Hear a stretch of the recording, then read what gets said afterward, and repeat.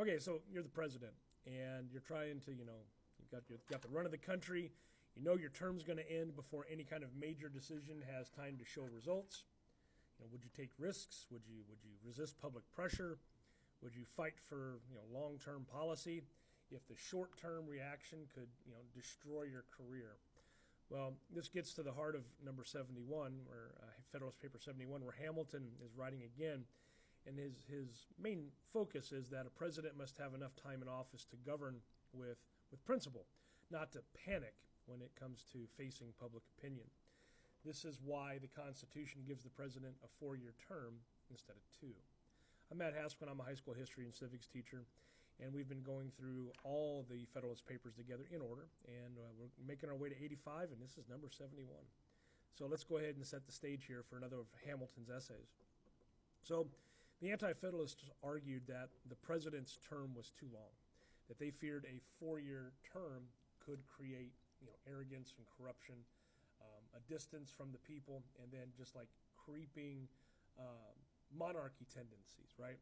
And Hamilton's like, no. He's going to dismiss those fears because he argues that instead of a term that would be too short would actually be more dangerous because it would make the president timid or ineffective or a slave to money, monetary passions.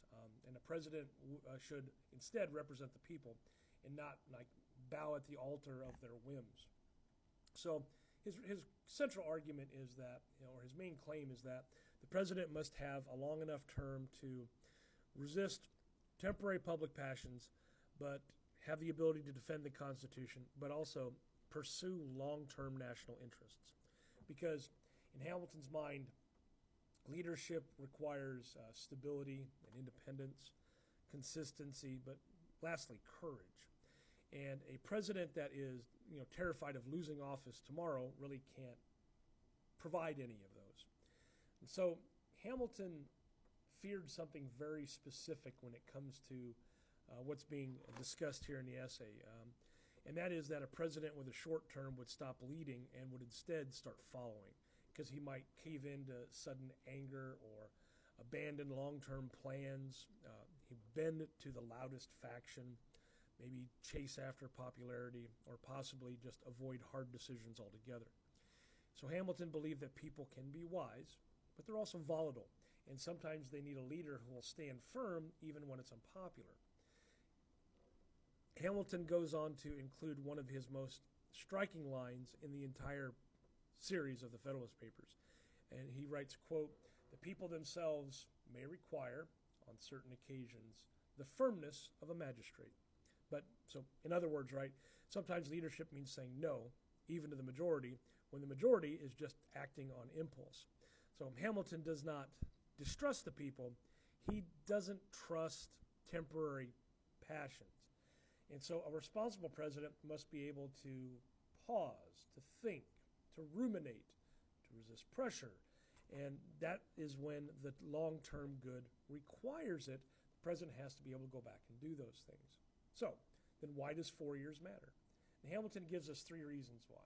He says it allows the president to learn the job. It's just enough time.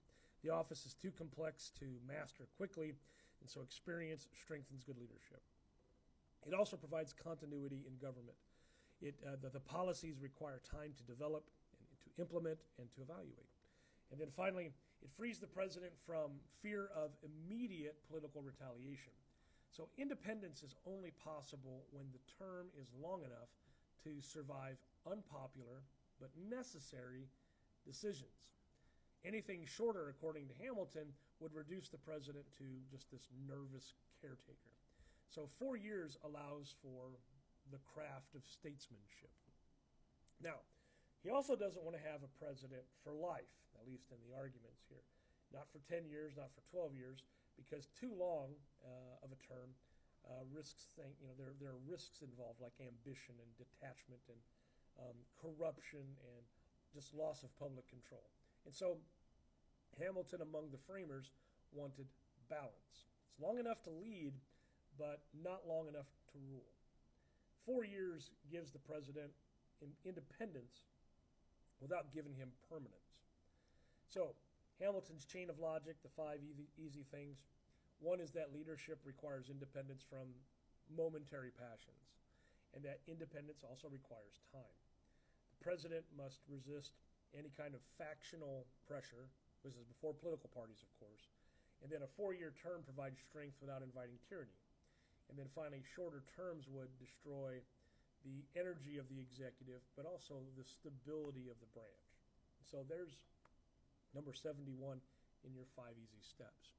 His tone, excuse me, Hamilton is a realist because he knows that the public can be impatient and that political storms can come quickly and that long-term planning is difficult and that leaders, when in office, face intense pressure.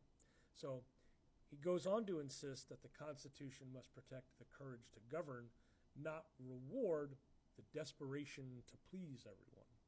So, what about the moral dimension then?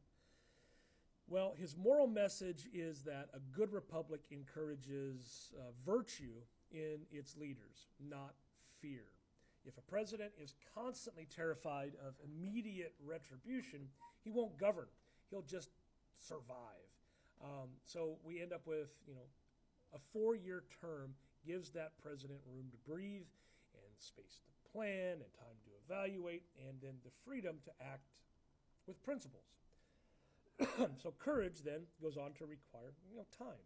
And constitutional design gives him that time. Now, in our modern times, the echo we feel here from number 71 would be, it still shapes debates about things like term limits and executive accountability. Is the 22nd Amendment relevant? Is the branch independent?